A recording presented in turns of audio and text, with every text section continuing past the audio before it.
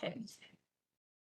Joining us today for Hope, NCCU's Collegiate Recovery monthly live stream, where we focus on different behavioral and process addictions and positive coping strategies to avoid these issues. This month, we would like to focus on providing NCCU students with information and advice on a community resource that can give a fantastic insight into mental health, how politics impact students, and what this organization does for NCCU students. My name is Julia Loud. And I'm Demia Millhouse. We are both graduate assistants of the Collegiate Recovery Program here at North Carolina Central University. Without further ado, we would like to introduce our special guest, North Carolina Central University's National Association for the Advancement of Colored People, also known as NAACP's president. Can you tell us who you are and what you do with NAACP here at North Carolina Central University? Thank you all so much for that lovely introduction, and having me here today is undoubtedly is an honor. So my name is Devin Freeman. I serve as the president for the NAACP for NCCU here, and some of the things I do in my position is I represent the NAACP from the local and then also the state level in regards to different engagements that may be needed of me. And on top of that, I maintain and oversee the daily functions as president for the chapter and ensure that the chapter is functioning and does everything that is supposed to be doing for all year. So from 2023 to 2024. And so also just, but more than anything, be the representative for the students, to be the voice that the students need in regards to just maintaining connections with not only students, but also with faculty, staff, and then also with administration. So just bridging the gap to build a greater community for not only NCCU, but Greater Durham. That was a really great insight on your position and some of the great things that you do here at North Carolina Central University.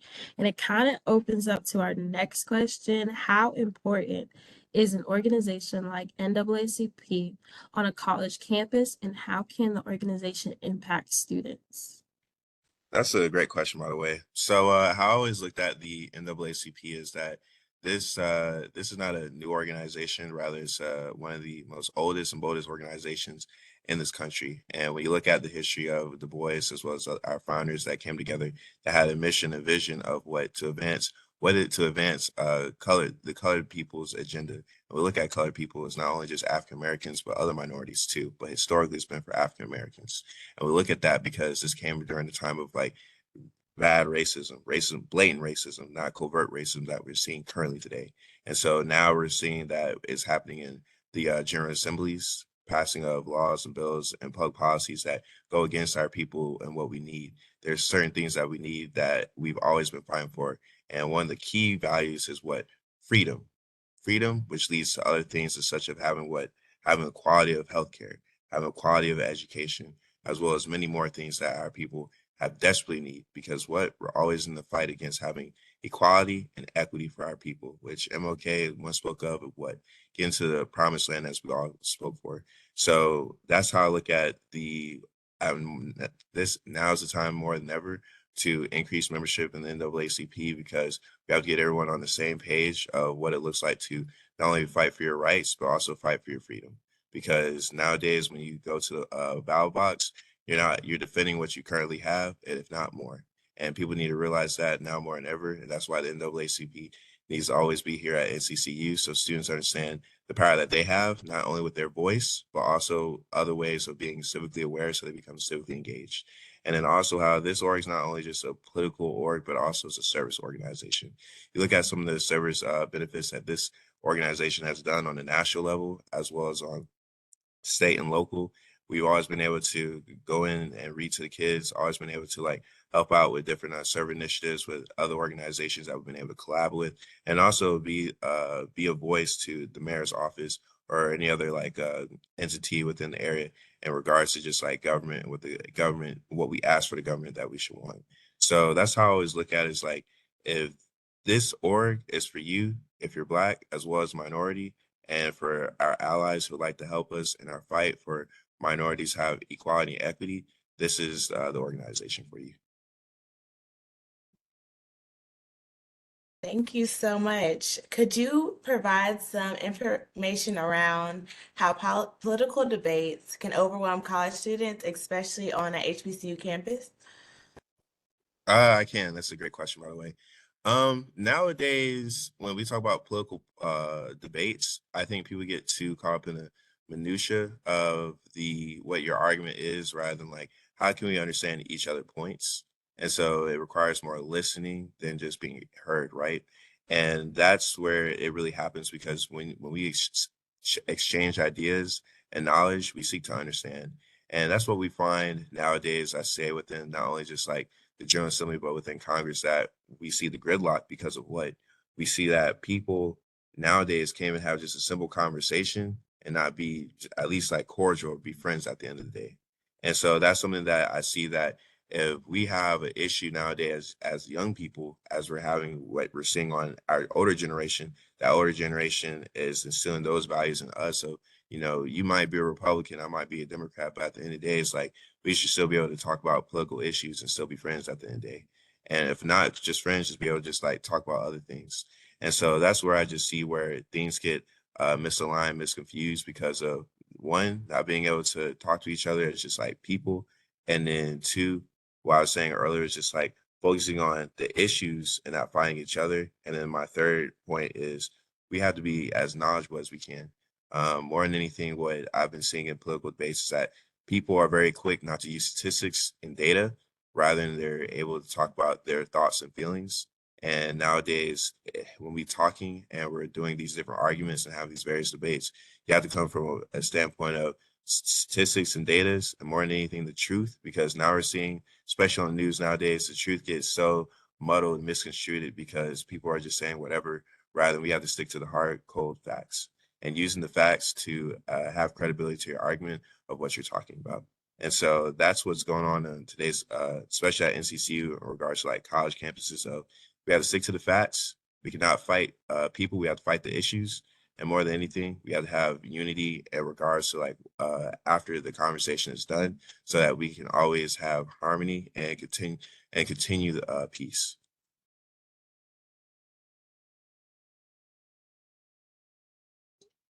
Thank you for sharing that grateful insight and how political debates can be such a big impact on college students and HBCU students specifically.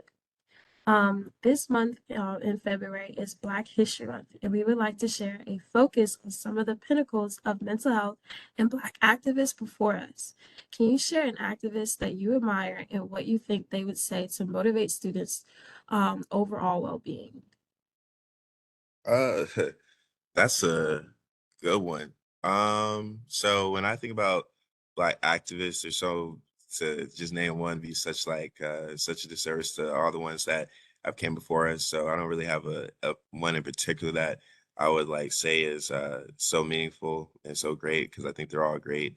But one of the things that I am reminded of is old African proverb. It says that to understand, for a group of people who don't understand their history, is like a tree without roots. And that quote has always stuck with me because when I look at it, to be an activist and to be within this like field, you have to understand just like where you come from, so you understand where you're going to contextualize the present.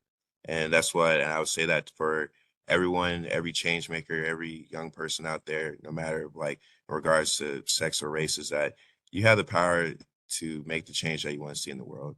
And don't get disheartened because you may see some things that haven't quote unquote been seen before, but when you do your research and your history, you see it has, but just in a different way.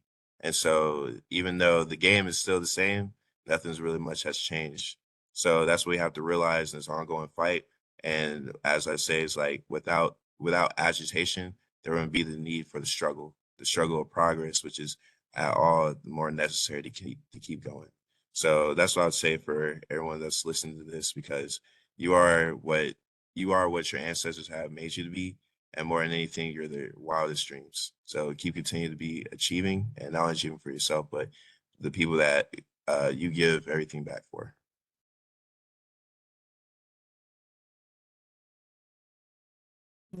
Thank you so much. And that brings us to our next question.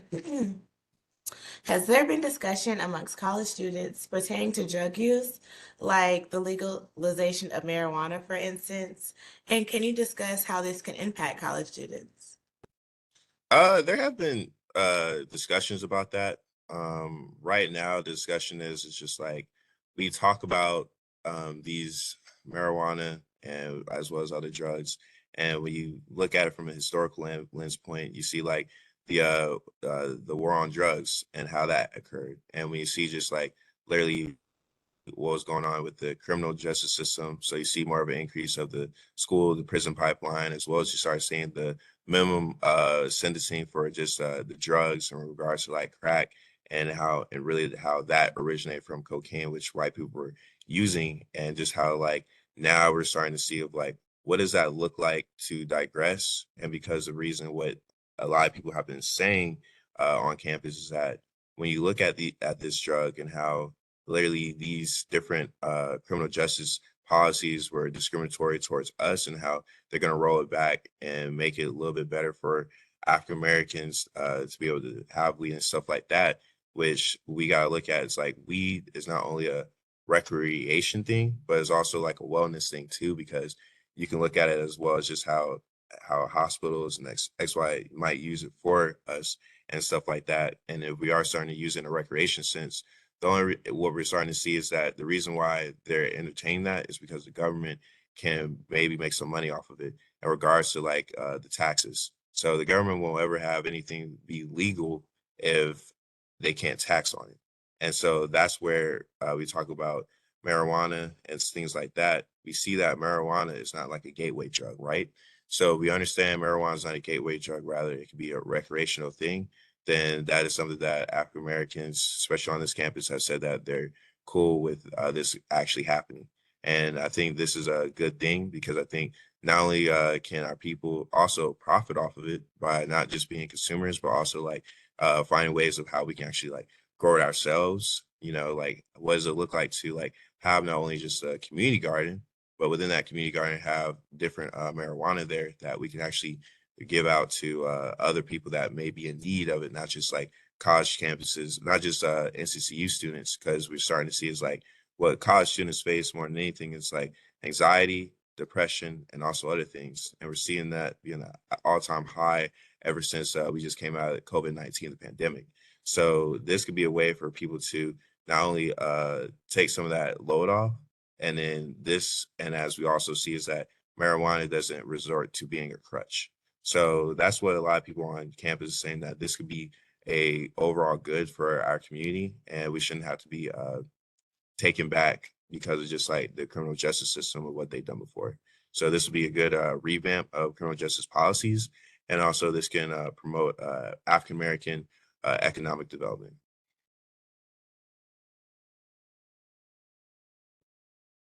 Thank you so much for bringing us into that conversation and introducing us to how the students who may feel like the conversation needs to be adjusted or brought attention to. Um, for students who probably feel like substance use could be a concern, can you describe what a substance use ally looks like and share some examples of NCCU students, how we can support the NCCU students community? Can you repeat that first part of that question?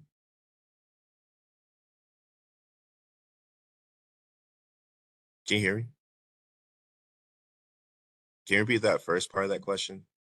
So I didn't get that tail that half, the beginning half. Sorry. Um, For students who may feel like substance use could be a concern, can you describe what a substance use ally looks like and share some examples of how we can support the NCCU student community? So what I look at is like we understand that substance abuse can be a thing, right? It can become a addiction, and this could be a never-ending battle.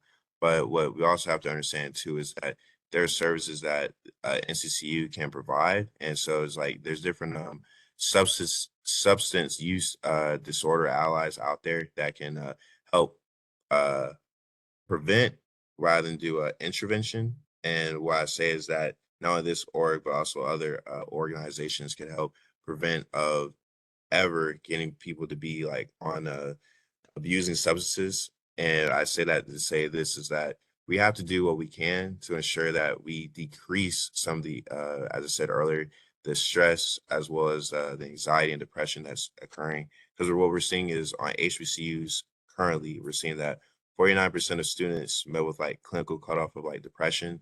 We had 39% of students have anxiety, and 52% of them have depression.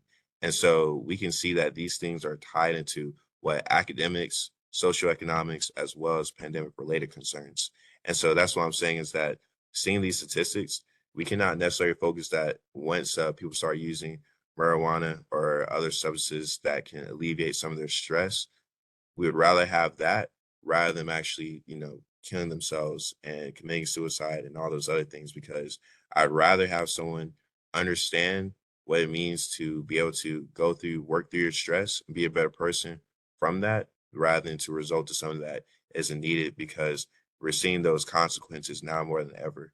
And that's something that I wouldn't want people to struggle in. And so that's why I say to anyone that if you feel that substance abuse may occur, it won't, because it's decreasing in our communities. And in regards to that, I also think that that should be a resource for students to be able to use and use it freely so that they can be able to do well academically, because we need to increase the GPA here at NCCU as well overall just increase academic success, so that allows for not only just a better scholar but also a better person after they graduate to find a job and to have a healthy family and just have a more healthy Black community. Thank you so much. It was great that you mentioned the different resources that NCC provides to their students, because there's a plethora of resources like the CRC where we focus on mental health, recovery, and learning about different issues like harm reduction. And that brings us to our next question. How can NCCU and organizations on campus like the NAACP get students interested in learning about and advocating for mental health topics like harm reduction and recovery? That's a great question. So what I would say is that one, it starts by having a conversation. So before you get into being an activist and all these other things, it's about like what is the need? We gotta figure out what the need is in the community itself, right? And that starts by having a conversation. And then from having that conversation, that allows us to really get into the different organizations and bringing their resources together to see like how is it that these resources can help the students itself. And so we talk about harm reduction, and we have to see like why is it that students are harming themselves. Like I think sometimes we have some of these like philosophical debates or see like, oh, it may be this, or just assuming things rather than just like you just need to get to know the students and what they care about. I remember being here since like freshman year, and I've been class presidents for consecutive years. And what I've seen is just like, a lot of students just stay in their rooms, and then because they don't feel connected to Central or the overall community, they don't feel like being part of extracurricular clubs. So it's like they go to class and then they just go to their room, and then they fall into this cycle of just like being sad and depressed and stuff like that because of different things that may be going on at home or just things that are not going right socially. So when you feel disconnected in those aspects, that's how those things lead into, and then you fall into those, as we mentioned before, just like taking those unnecessary risks to your health, and not only just like your physical health, but more than anything, your mental health. And that's something that needs to be addressed. Of like, how is it that we get people to have a conversation and to be more vocal about how they feel, and particularly talking with the Black boys on campus of like it's okay to be vulnerable, to talk about your feelings, to be open, and then also with women to understand that you don't have to put everything on your shoulders as well, and you don't have to be so independent. It's okay to be dependent on Black men as well as like other Black women, right? And so because at the end of the day, we all succeed when we all work together. So it takes a community in order to get to the next level, and for college students, we have to collaborate in order to graduate. So that's how I always see that, and that's how we're able to really reduce and really have the conversation, really get the work done in regards to harm reduction for mental health.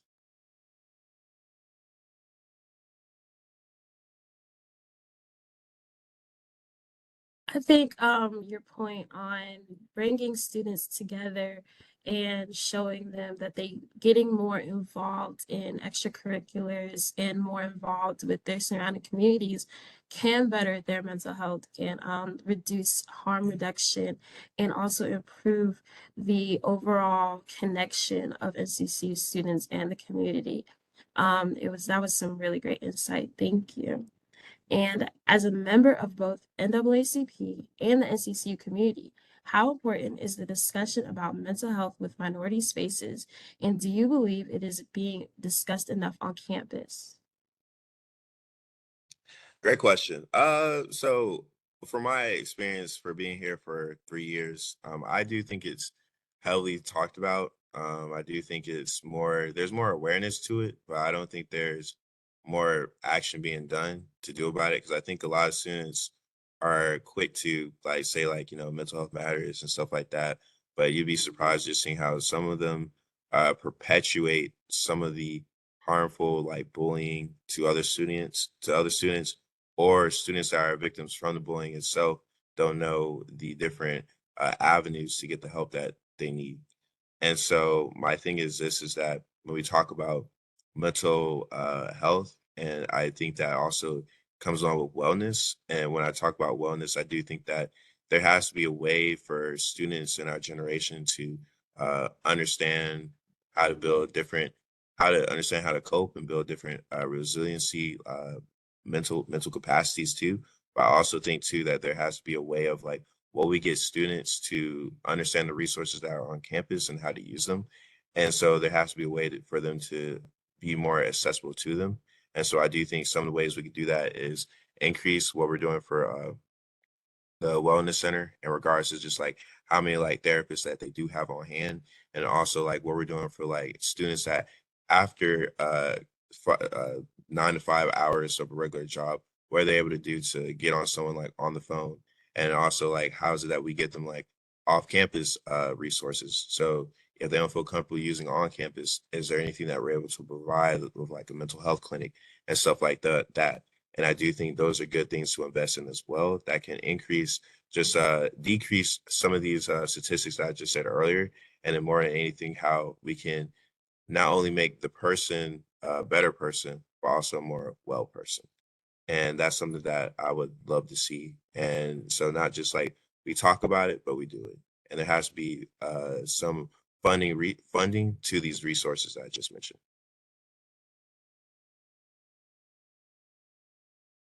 Thank you so much. And towards the end of our live streams, we like to ask our special guests if there is anything that they would like to share with their audience. This could be upcoming events, just anything that you wanted to plug in. We wanted to give you the space and opportunity to share it with our audience today. Thank you.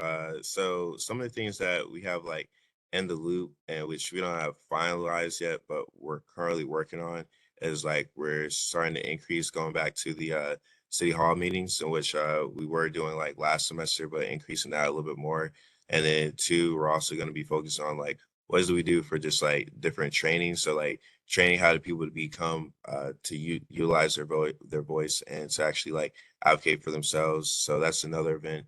And then the third event that we have upcoming soon is like, what is it that we do? Because we have this general election, well, this presidential election coming up, helping them get registered to vote, and then also helping them understand just like not telling them what to vote, but how to vote.